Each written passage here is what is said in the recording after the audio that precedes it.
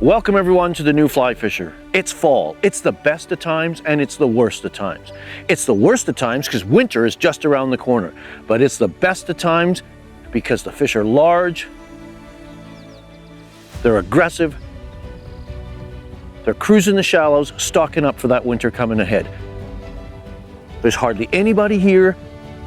It's beautiful country, and I can't think of a better place to stillwater fly fish than the Parklands region of southwest Manitoba.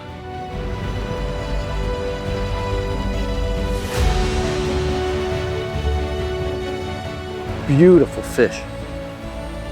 And repeat this process. Off you go.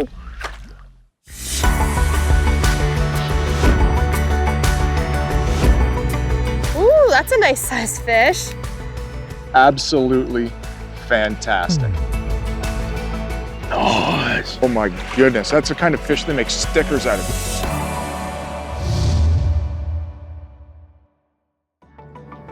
The new Fly Fisher is supported by Travel Manitoba,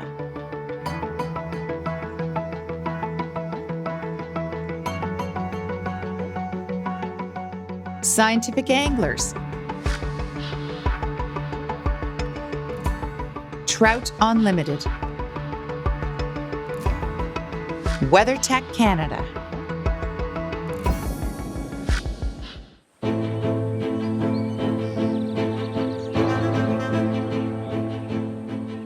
If you're a stillwater fly fisher, fall is a premium time to be on the water.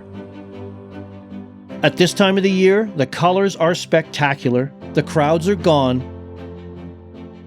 and some of the season's largest fish are cruising the shallows just waiting to be caught. The Parklands region of southwest Manitoba is one of my favorite stillwater haunts in North America, especially during the mid to late fall. The productive lakes within this region have been specifically created, groomed, and managed for the stillwater fly fisher. These lakes offer a variety of species to pursue on the fly. Rainbows, browns, brookies, splake, and the seemingly always aggressive tiger trout, all capable of reaching trophy proportions. The peaceful town of Russell is the ideal hub for exploring the Parklands region. Russell offers excellent, affordable accommodation options and all the amenities a visiting angler might need.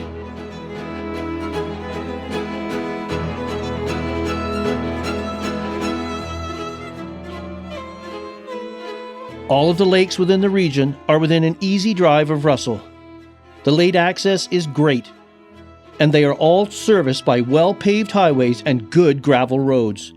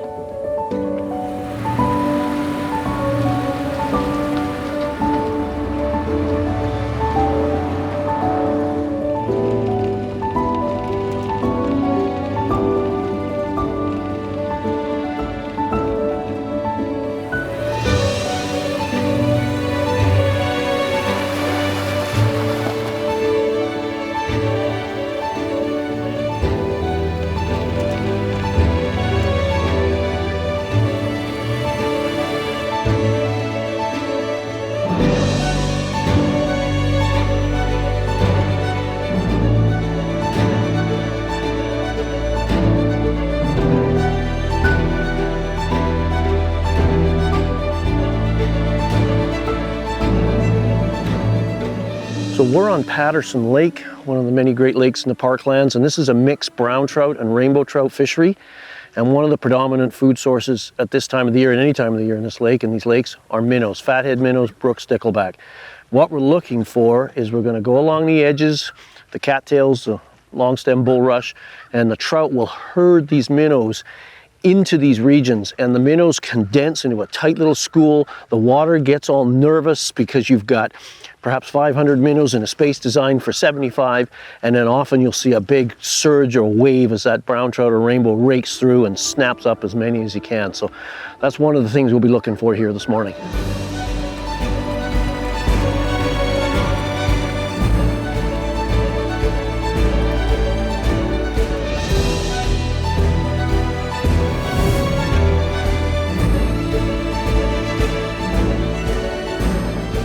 So we've got fish working shallow, chasing minnows, a few swirling. Got one that came in within range, so we're gonna go over there because if it's a brown trout, they tend to be territorial. So they'll cover that area, go back and forth, chase and feed, and we just have to wait them out, wait for them to come back and hopefully hook up with them.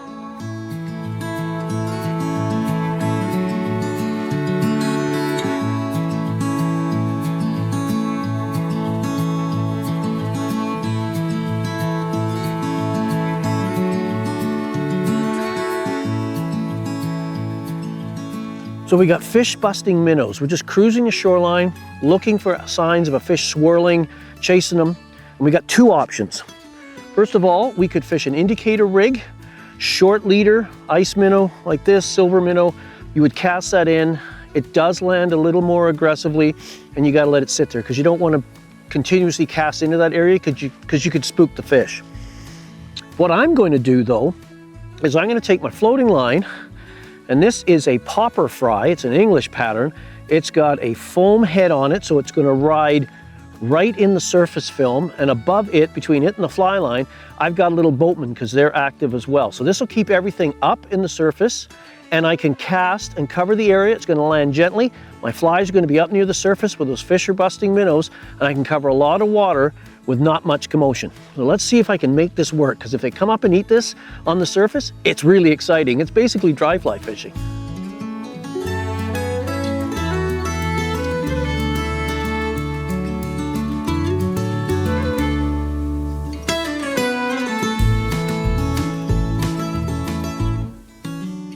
On the surface popper, been cruising along the edges, looking for nervous water and boiling fish. And this is a little minnow pattern with a little foam post on it, so it rides just in the film and creates a little wake. And this brown just came right up. We saw the bow wave right behind it, and it ate it. Excellent. Oh, it's a rainbow. It's a rainbow. I stand corrected. I assumed it to be a brown because that's usually what's cruising in here. So there's usually two approaches. You can go in with an indicator, which lands with a bit of a splat, and you got to let it sit there because if you repeatedly cast and cast, you can spook that fish. But with this popper, and I've got a washing line set up, so this buoyant popper is on the point, and in between it and the fly line, I've got a little boatman too, because they are a common creature in the shallows and also active at this time of the year. So, and he just came up and ate that popper right in the tip of the snout. Look at that. These Parklands fish are so healthy on the diet of minnows and leeches, boatmen, backswimmers, and in the spring, these lakes are riddled with chironomids. So it's kind of crowded over here. I'm just gonna take him quickly on the less crowded side of the boat. I'll let you have a look at it and we'll let him go. Very healthy fish. Look at that. Beautiful fish. Well conditioned, fat, healthy. We'll keep cruising the shorelines and repeat this process. Off you go.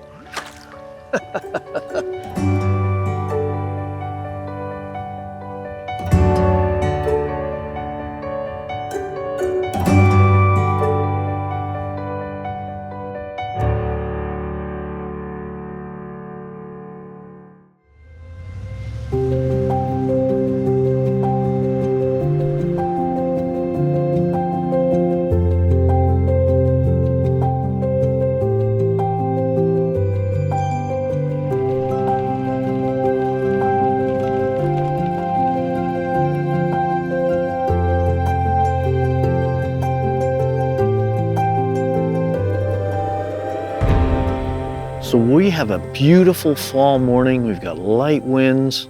The colors of the trees around me are just spectacular. What we're gonna do is we're gonna work these toolies. We're gonna fish very shallow under an indicator, suspend flies about 18 inches to 24 inches down, because at this time of the year, the fish are stocking up on protein, and protein in these lakes, in these parkland lakes, is often in the form of fathead minnows or brook stickleback. So we're just gonna move along the shoreline, look for moving fish, anchor a respectable distance away that we don't spook them, but we don't get ourselves into a situation where we have to make excessively long casts, because we'll tend to overpower and really drive that indicator into the shallows, which will spook and scatter the fish. If you do make a bad cast, don't rip it out of there. Just slowly hand twist it back out, get it a couple of rod lengths of line out so you can load it properly, pick it up and shoot it back in there. You don't want to just start picking indicators up, because if that indicator creates any commotion coming off the water, which it most likely will, it's going to scatter fish. So that's the strategy. We're just going to move down these shorelines, hopefully see some feeding fish, see if we can get ourselves a brown, a rainbow, or both.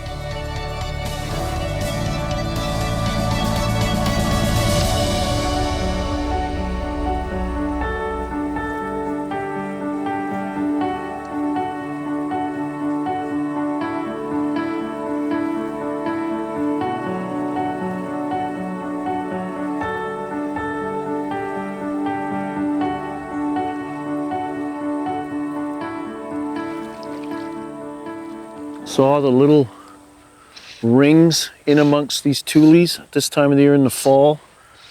Bait fish are a prime food source, and this little rainbow is in there hunting not the biggest trout in the Parklands, but proof of concept, and there are other bigger fish in here for sure. This guy's fat and chunky though. Got the little balanced Takark in his mouth. But again, look at this. He's small, but look at the belly on this thing. These lakes are so productive. Just a beautiful little fish.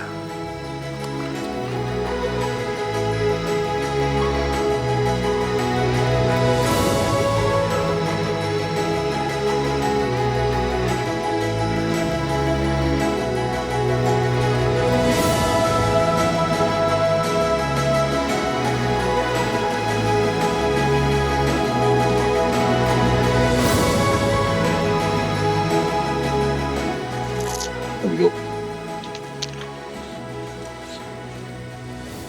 Indicator just went under. Oh, big rainbow. Big rainbow right in the weeds. Shallow water, nowhere to go, is gonna get excited. It's a nice rainbow. These fish are just hunting in here. And minnows are one of their prime food sources at this time of the year. Rich in protein, they school up in the shallows, and these fish will go right into these tules and hunt them.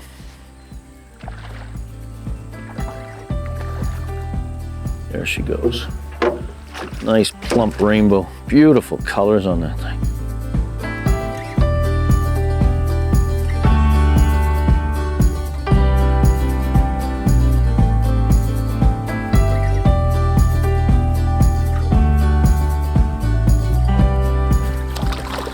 Prior to release, I did a quick throat sample just to see what the food source in there might be.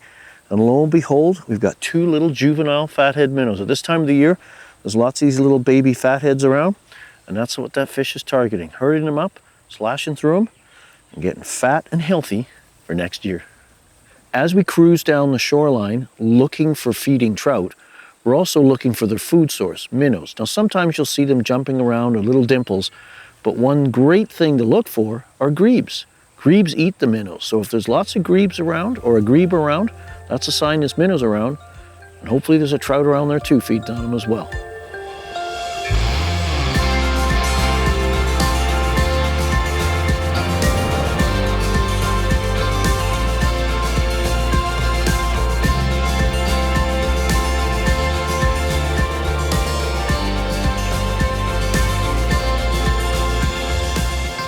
There we go.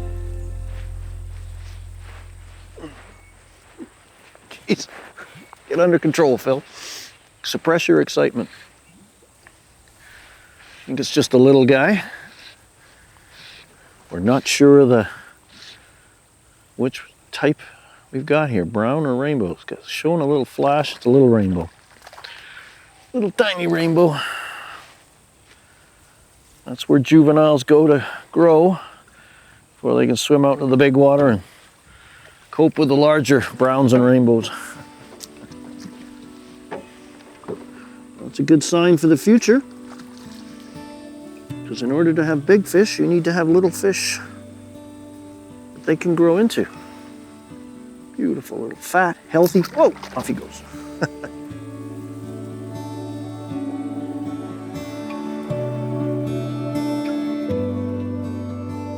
Provincial fisheries biologist Ken Kansas played a crucial role in establishing the trout lakes within the Parklands region. Although Ken is since retired, he keeps a close eye on the lakes, monitoring the current state of the trout lakes within the region. I talked to Ken to review why the lakes were created and how anglers can help continue the legacy Ken, Flipper, and the provincial fisheries started. The reason we started this project with these fisheries in the parkland was to develop tourism in the area and create revenue. There was extremely good fisheries already, and we just had to enhance them, and we created a few more. The fishery was designed for both anglers residing in the province and from outside the province. I think the uniqueness of this fishery has to be the fact that they grow huge fish in a short period of time, and the lakes are fairly close together. Right now there's probably about 10 to 15 lakes going that are really good. And as far as the future holds, well, that's up to the people. The success was developing a handful of really premium lakes. To this day still are the best lakes in the parkland, that being Twin and Patterson. As far as failures, I think maybe the biggest thing was probably lack of communication over a certain period of time. You know, if you don't communicate, you're not on the same page, things don't go well. I think people need to know more about these fisheries, that they exist, and I think perhaps then people will take hold of the bull by the horn, so to speak, and strive these fisheries forward, because they're very, very unique and very, very fun to fish.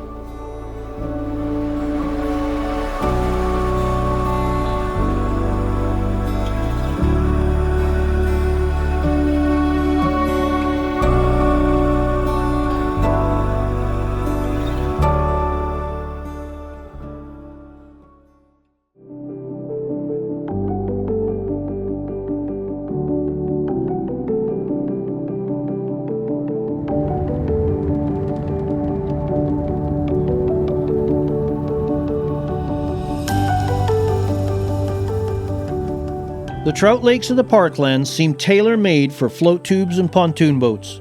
They are compact, lightweight, and portable, weighing less than 40 pounds. You can bring them as checked baggage, and they easily fit into any rental vehicle. The lakes are easily accessible by car, offer parking areas to assemble and inflate a float tube or pontoon boat, and have excellent launch facilities. Many of the lakes in the Parklands region are small, easily accessible, ideal candidates for either a float tube or a pontoon boat. And the added benefit of many of these items today is they're easily transportable, come in neat carrying cases like this, allowing you to bring them with you and have an excellent day on the water.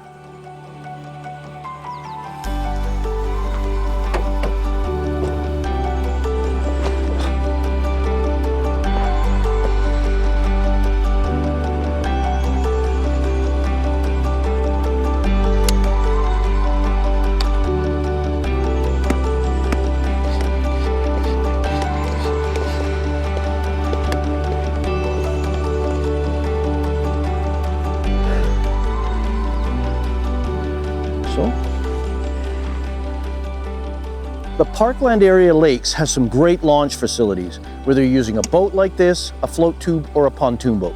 But remember, it's called a boat launch, not a watercraft or boat assembly area. Get your gear, your accessories all ready in the parking lot. When you're ready to go, quickly launch your boat, park your vehicle, and go fishing.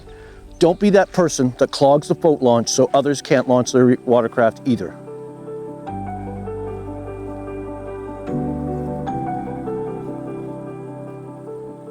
So whenever you're using a float tube or a pontoon boat, remember to be safe. Make sure you have your life vest on, and the most important thing perhaps is getting into them without falling down and hurting yourself or worse. So when you put your fins on, you always want to do it at the water. Never put your fins on dry land and walk down to the water in a forward position, because you could catch a tip, fall over and hurt yourself. Or if you're carrying your pontoon boat or your float tube, you're going to fall with that. So that's not the way to have a trip out here in the Parklands or anywhere else. So when you put your fins on, you're going to put your watercraft right at the water's edge. You're going to lay your fins down right where you're going to, right at the water. Then you're going to step into them, do them up, sit down in your float tube or pontoon boat, push off. You've left the beach safely, and you can have an excellent day fishing for that day and the rest of your trip.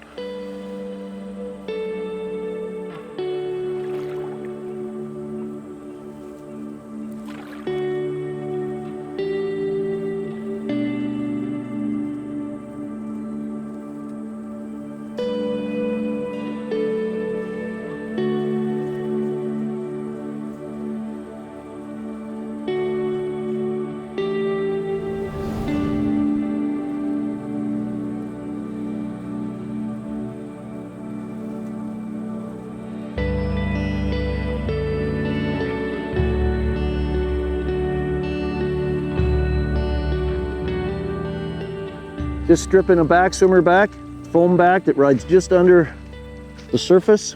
My greater water floatman, and just saw the head come up, boom, took it. It's like a good tiger. Love it when they're eating the backswimmers.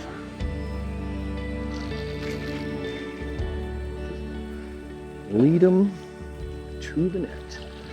There we go. So fish is in the net. Peel off some line. Gonna take my little umbilical cord here and secure the rod. If it accidentally slides off the boat, I'm not gonna lose it.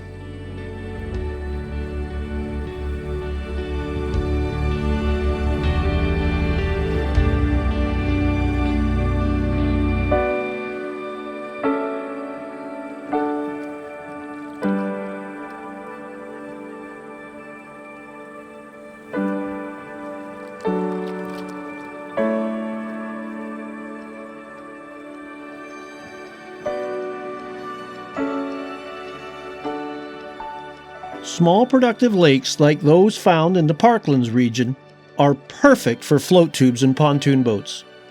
As I prepared my gear for this trip, I decided to bring my float tube and my frameless blow-and-go pontoon boat. After spending some time chasing tigers in my float tube, I wanted to change things up. So I switched to my frameless pontoon boat. The portability of today's float tubes and pontoon boats makes them a perfect option for the traveling fly fisher, especially those visiting the Parklands.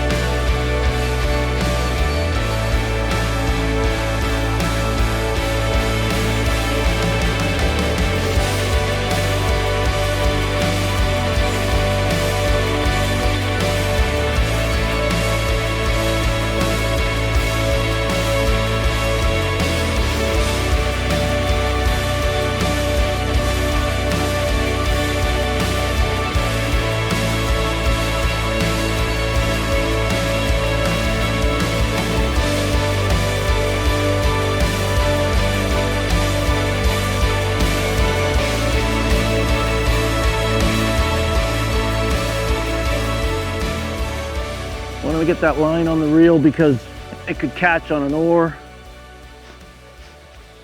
foot peg, your fins, which would be even worse.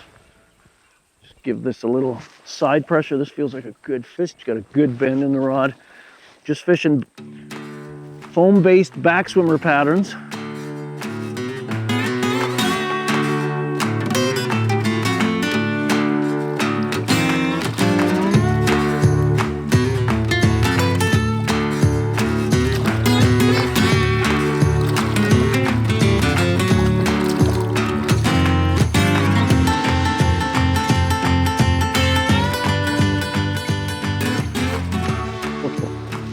Flow tubes, pontoon boats, excellent watercraft for the Parklands. Allows you to move up and down the shoreline and take beautiful fish like this one.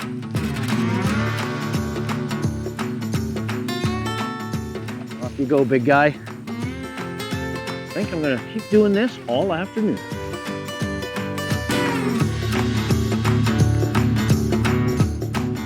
During our stay, I had the chance to meet and talk with Brock Kutecki from Swan Valley Sport Fishing Enhancement about their role in enhancing the Parklands region fisheries.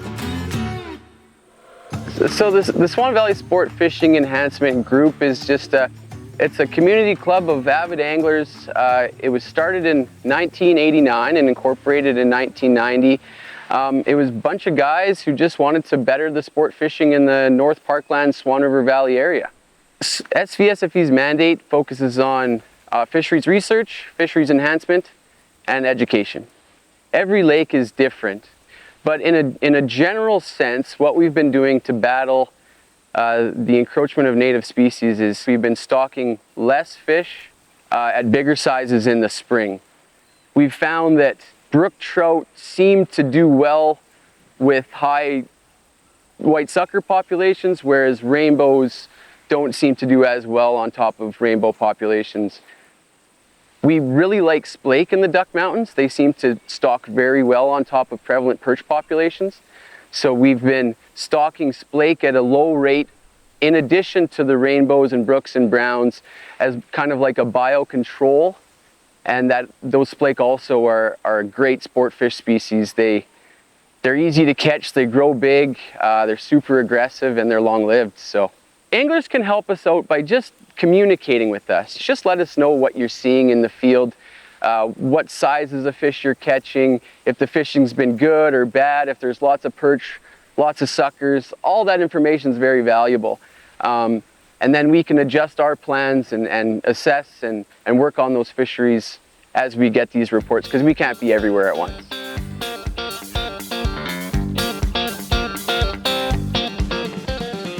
No trip to the Parklands region would be complete without dedicating at least one day to pursue tiger trout. Although they can occur naturally, the Parklands tiger trout are a brown and brook trout hybrid stocked by the province. Tiger trout are aggressive, and in the right conditions, such as those found in the Parklands, can reach gargantuan sizes, well over 20 inches in length. As the fall sets in, I expect to find tigers prowling the shallows, feeding on anything they see, including leeches, minnows, water boatmen, and their larger backswimmer cousins.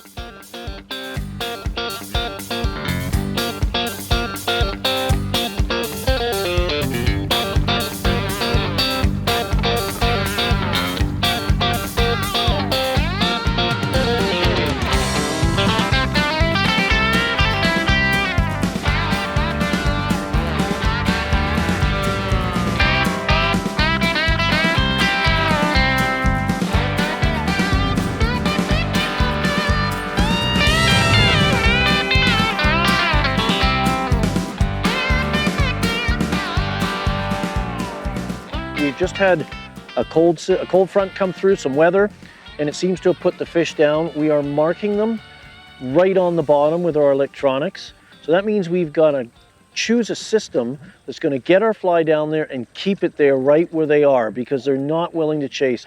So for doing this, a long rod is preferred, 9.5, or even better, 10 feet.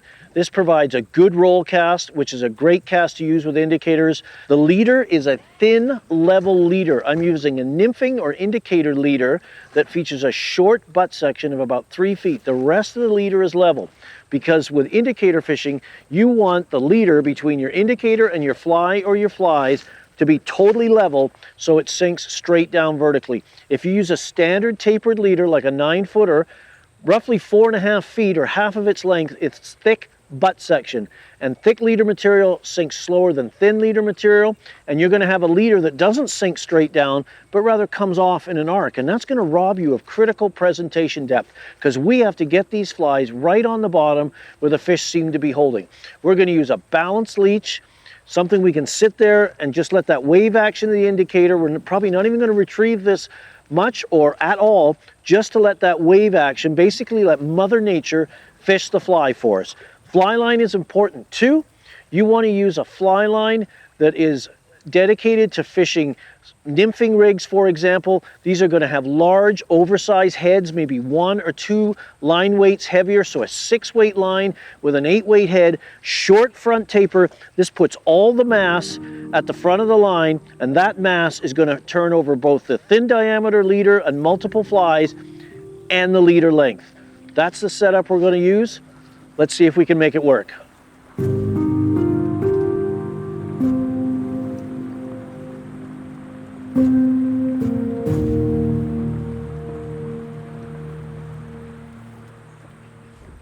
So we're anchored up in about 8 feet of water. To my left, it's quite shallow. It kind of falls off. There's a weed edge, and we're sitting just on the deep water side of the weed edge. It's anywhere from 8.5 to 9 feet deep. But on my electronics, I've been marking fish, big red sausages, hugging tight to the bottom. So I need to make sure my fly is down there. So what we're going to do to see if we can get one of those big fish is I've attached a little weight to my fly, in this case a vampire leech, and I'm going to lower it over the side, right down till it hits the bottom. I've got my quick release indicator. Just going to slide that right to the surface. And then where the indicator is sitting, to this little tip connection, that's about a foot, and that's where I want to be. I want to be just off the bottom, because that's where the fish are cruising. And by doing it this way, I know exactly where my fly is, and I can present it properly to them. Because I'm just waiting, I'm fishing really close, so I can react to the take. That's the plan. Let's see if we can put it together.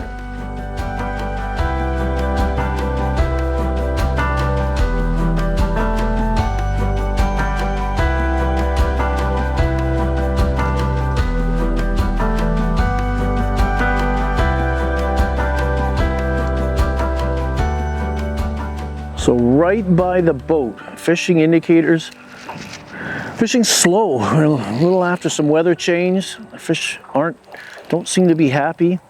And I was just about to recast this. I literally had barely a rod length of line out, because we have been marking fish on the electronics from time to time right below us, and we're sitting in 8.5 feet just off the edge of a weed bed to my left.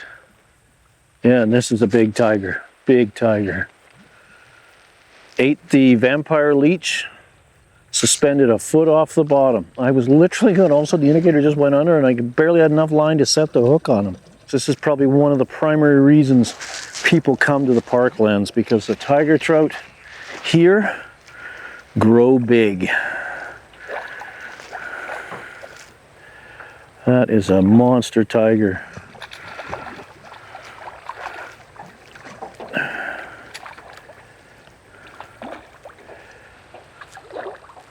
Into the basket, as I love to say. That is a quality Parklands trout. Oh. And the fly, I believe, has popped out. Yep, barbless hooks. What a beautiful fish.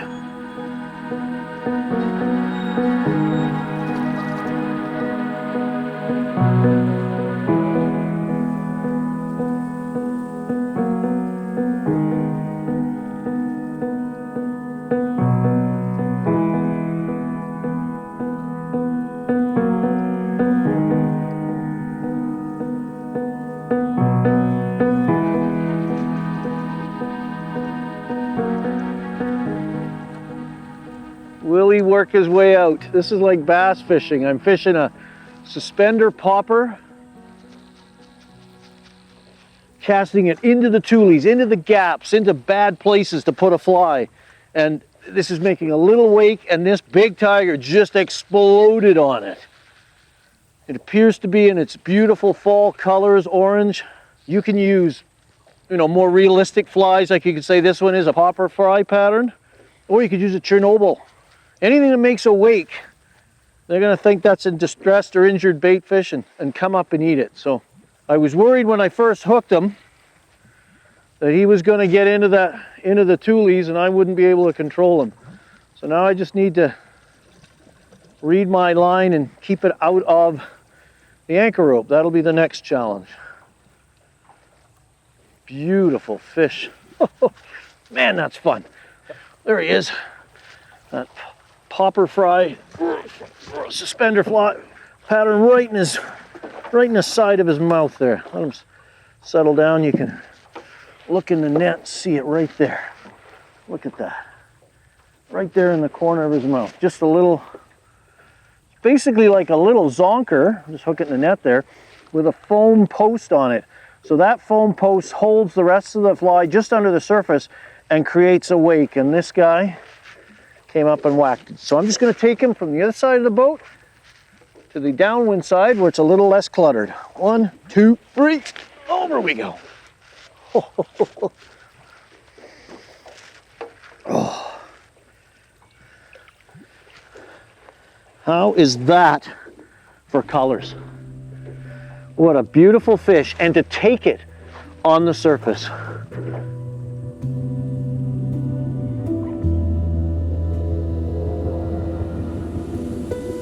Well, we've got the wind is finally starting to die down. We're starting to see fish roll. So what we're going to do is, using my 6-weight here, floating line, short leader, and we believe the fish are either rolling on minnows that gather in the shallows here, or backswimmers, or perhaps even water boatmen, their smaller cousins. So we're using foam-based patterns because the water we're sitting in is 3.5 feet with weeds growing up. So we got very little water work, so a floating line setup is ideal. Just going to make a long cast, let the fly settle, short little strips to get these flies to create a wake, see what we can pull up.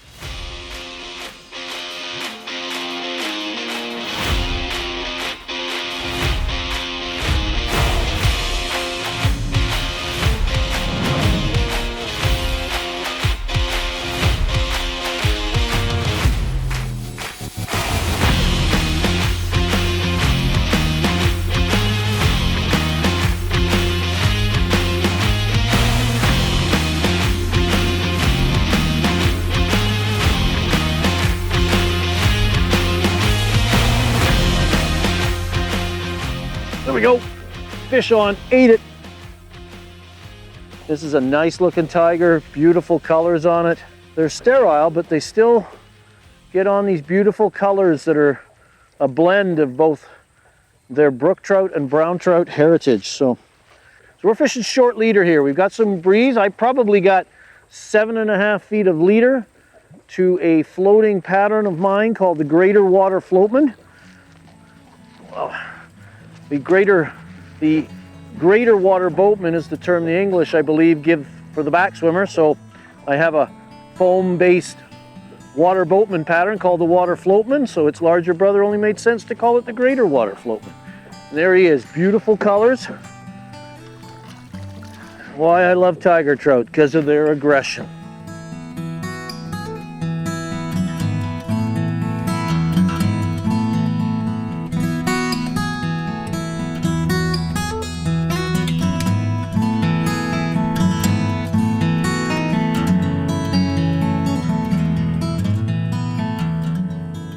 So this is why you fly fish lakes in the fall and come to the Parklands to shake hands with beautiful fish like that.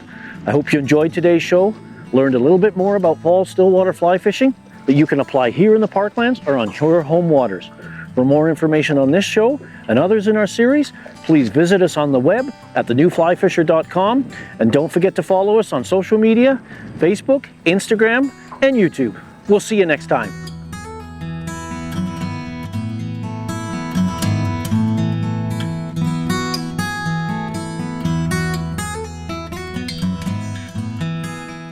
The New Fly Fisher is supported by Travel Manitoba,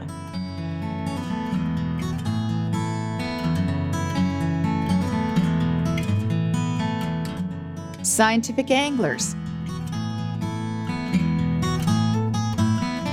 Trout Unlimited, WeatherTech Canada,